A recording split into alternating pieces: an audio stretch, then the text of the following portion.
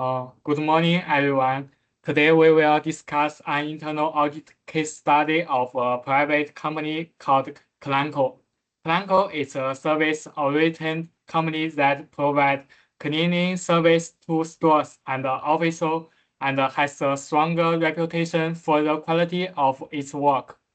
As internal auditor, we were asked to evaluate three key operation areas of the company: human resources, procurement, and marketing. Clanco employs 500 cleaning staff, most of whom work part-time and are on the company's payroll.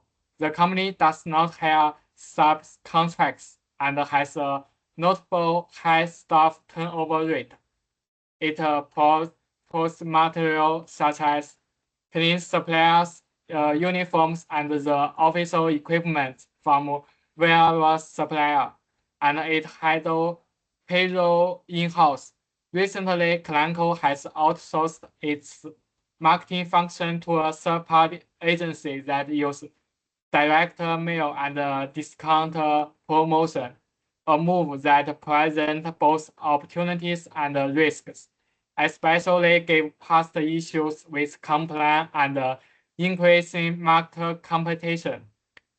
Next, my partner Zhang will answer the question of the case study from human resources part. Okay.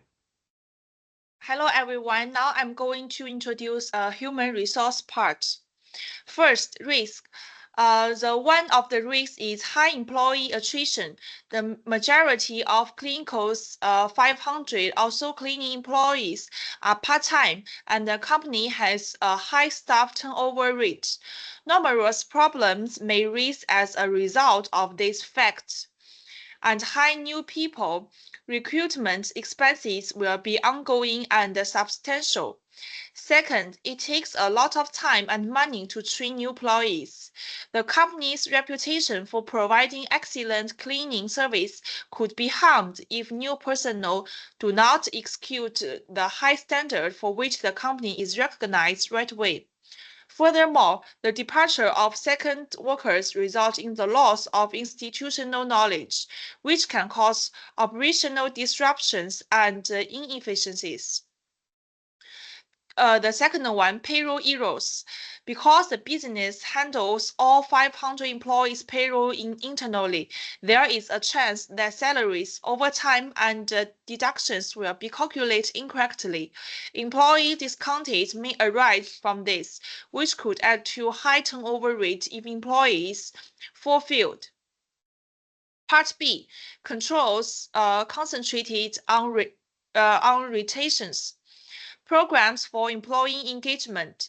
To improve staff moral and job satisfactions, regularly implement team building exercises and recognitions indicators. This may lessen turnover. Competitive pay and benefits. To make the business a desirable place to work, periodically examine and modify pay and benefit plans to bring them into compliance with industry norms. Controls for training, models for standardized training provides through step-by-step training programs that include aspects of cleaning duties, safety protocols, and customer service for new hires, assessment of training, evaluate training effectiveness on a regular trainings and adjust as necessary. Part C, retention-oriented control test of control. Analyze the turnover ratios over a period of time. Examine whether the retention-oriented controls are manufacturing if it indicates a notable rise. Example of recalculations. To ensure accuracies, recalculate salaries, overtime, and deductions after selecting a sample of payroll records. Evaluation of practical skills. Employees should undergo practical examinations on a regular basis to evaluate their cleaning abilities and safety procedures understanding. Next, my partner Lin Xiaosha will introduce the next department. Hello everyone. I'll talk about the risk in procurement. So according to the case, the company purchases a wide range of goods, including cleaning materials, office supplies, equipment, and staff workwear from various suppliers. So from the decentralized nature of procurement and the company's challenges in the achieving profitability, it is imperative to ensure that procurement processes are efficient, transparent, and fully compliant with relevant regulations. So I will define some risks in that the company may have to face. So the first one is the complexity in supplier management could increase. Since the company has a variety of different suppliers, it could lead to more administrative effort and coordination to monitor performance, contracts, and relationships with such multiple suppliers.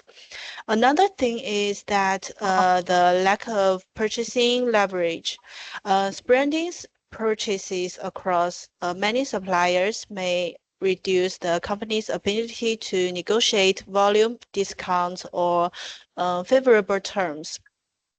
That will increase expenses and operation costs for the company.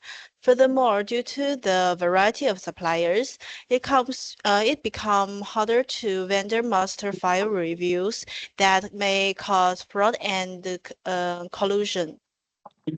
The employees who are responsible for procurement may engage in unethical behavior, such as receiving kickbacks from suppliers, favoring concerned vendors without merit, or bypassing approval processes. So to control the risk, the company could first prepare the supplier segmentation and perform preferred supplier list. Company could implement a prefer like a supplier list based on the past performance, quality, reliability, and pricing. Supplier segmentation can help identify key strategic vendors and focus procurement activities on those with favorable terms. Then the company could review supplier consolidation pre, uh, uh, in times, and the management should regularly review the supplier base to identify the opportunity for consolidating purchases. Fewer suppliers with high volume contracts can increase negotiating power and reduce costs. Another important thing is the company should segregate the duty in the procurement.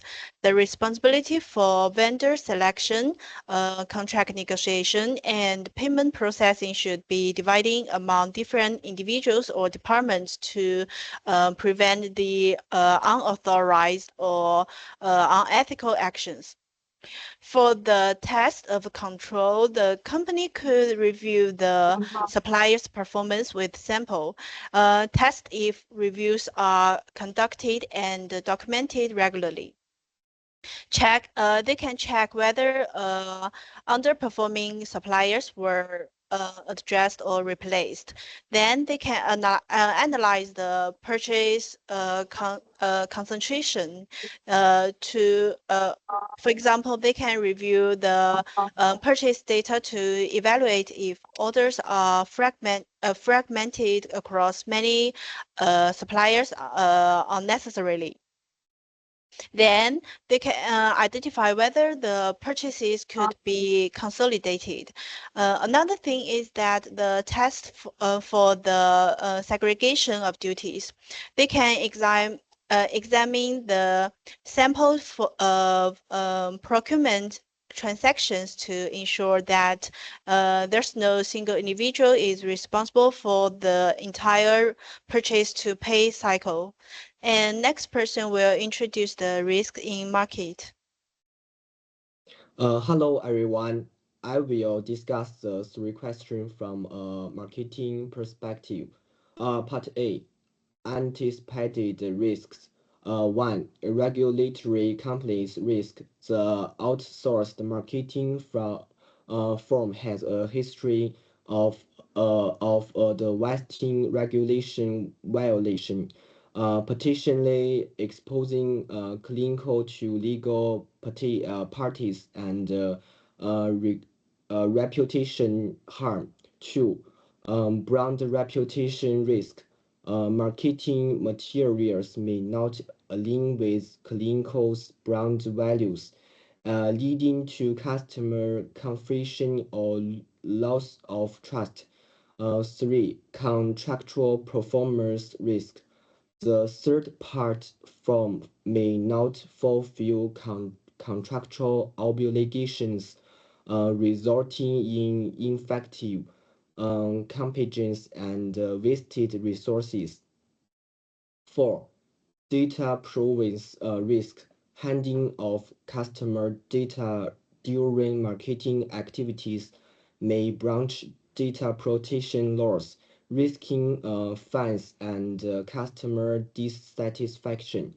Part B, expected control measures. One, comprehensive contractual agreements establish detailed contracts outlining compliance requirement, approval process for marketing content performance metrics, and petition for non-compliance. Two, internal control process implement a mandatory review and approval system for all marketing materials to ensure alignment with brand standards and legal requirements. Three, regular performance review. Conduct periodical evaluations and of the marketing firm's performance against agreed upon KPIs and compliance standards. Four, protection protocols enforces strict data handling agreements, ensuring the third-party firm adheres to data privacy laws and clinical data protection process. Part C, control tests to verify effectiveness. One, contract revenue. Examine contract to confirm inclusion of compliance clauses, approval workflows, and defined performance metrics. Two, marketing material adult. Redeem simple and excise marketing content for complaints. Three, performance adult. Analyze report and outcome of marketing campaigns to verify achievement of KPIs and identify areas for improvement. For data handling assessment, review data management practices of the marketing firm, including data storage, access controls, and compliance with data protection regulations. The next is conclusion. Okay. In conclusion, our internal audit review of Blanco has highlighted several critical risks according its key operation functions, human resources, procurement, and marketing. We identified high employee turnover, payroll accrual issues, and adequate training in HR, supplier management, efficiency, and fraud risks in procurement, and compliant branding and data privacy concerns in outsource marketing. For each of these areas, we propose the target internal controls and outlines control tests to ensure their effectiveness. By implementing these measures, Planco can not only enhance its operation efficiency and regularly compliant, but also protect its reputation and long-term sustainability. This is everything we discussed today. Thank you all for participating. Okay, that's all.